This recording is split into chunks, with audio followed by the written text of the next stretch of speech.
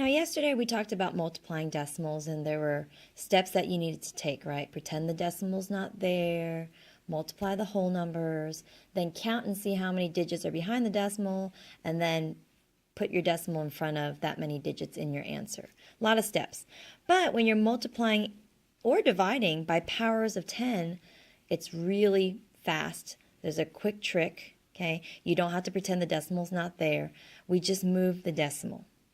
All right, so what are powers of 10? What does that mean, powers of 10?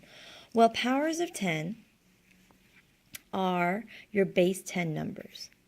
So 10 to the first power is 10. 10 to the second power is 100. 10 to the third power is 1,000. And you can probably see the pattern, right? 10 to the fourth power is 10,000. Okay. Now, we've been talking about exponents, but you can actually have negative exponents also. Okay. On your place value chart, you saw some. So you can also have 10 to the negative 1, which equals 1/10. And then 10 to the negative 2 equals 1 over 100. 10 to the negative 3, can you guess what that would be? Yep, 1 over 1,000. And then 10 to the negative fourth power would be 1 over 10,000. And so forth, right? So these are your powers of 10. So when you multiply by powers of 10 or divide by powers of 10, there is a quick trick, okay? So here's the trick. When you multiply by a power of 10, okay, you move your decimal to the right. Okay, but how many spaces? Right? How do we know how many spaces? So we move decimal point to the right. Okay.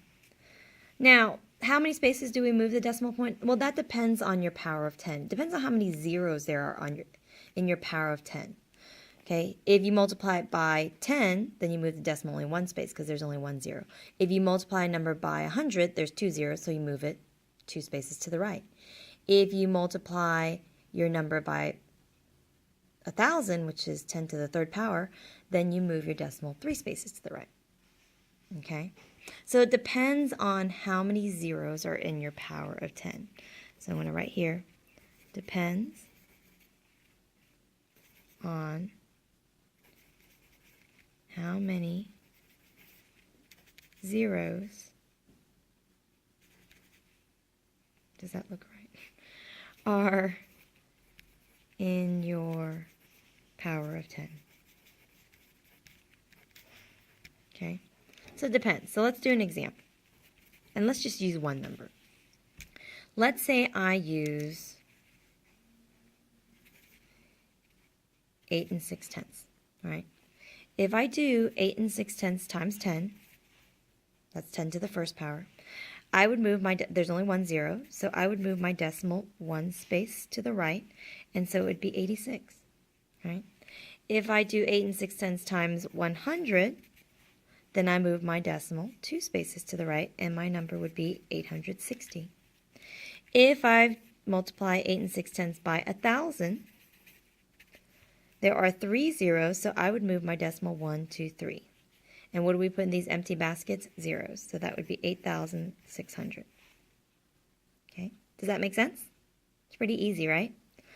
All right, now what if we multiply it by a whole number? So let's say our number is 15. So let's say we do 15 times 10. Well, you might say, well, I don't have a decimal.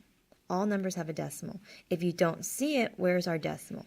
Behind the number. So if you multiply it by 10, decimal point moves one space, and you get 150, right? If you multiply 15 times 100, the decimal point will move 2 spaces, and you should get 1,500. If you multiply 15 times 1,000, you have 3 zeros, so your decimal will move 1, 2, 3 spaces, and your number will be 15,000. All right? Now, dividing works the same way. Okay, I'm going to flip to the back. Dividing by powers of 10, it's the same thing. You move the decimal point, but instead of moving to the right, because when you divide, numbers usually get smaller, right? You move the decimal to the left to make the number smaller. When you multiply by powers of 10, of course, the numbers get bigger, right? But when you divide by powers of 10, your number gets smaller. So the decimal point moves to the left. So let's do a few examples on the back. Let's talk about dividing by powers of 10.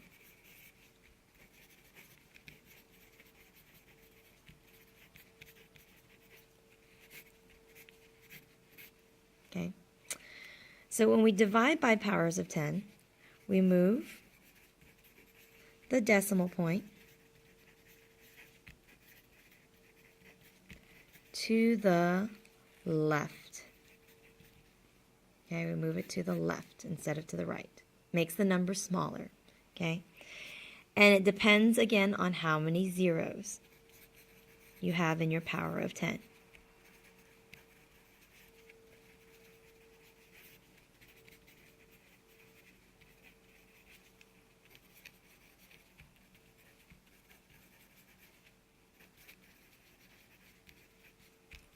Okay, so again, it depends on how many zeros you have in your power of 10, and the amount of zeros you have is how many spaces you move the decimal. So let's do an example. Okay, let's say we have 25 and 4/10. Let's first divide it by 10, right? So 25 and 4/10 divided by 10. Well, there's 1 0 in your number, so we move the decimal 1 space to the left, and your answer becomes 2 and 54/100. Let's say we do 25 and 4/10 divided by 100. Then how many spaces will your decimal move? Well, there are 2 zeros in 100, so your decimal point will move 2 spaces to the left, and now it is 254 thousandths. If we were to divide 25 and 4/10 by 1,000, there are 3 zeros in 1,000, right? So our decimal point is going to move 1, 2, 3 spaces to the left. Now, if there's nothing here, what do we put? We put a 0, and that's where the decimal point is going to be. So it'll be 254 10,000ths. Okay? Does everybody understand that? So that's what happens when you divide by a power of 10. Your decimal point moves to the left, and your number gets smaller because you're dividing.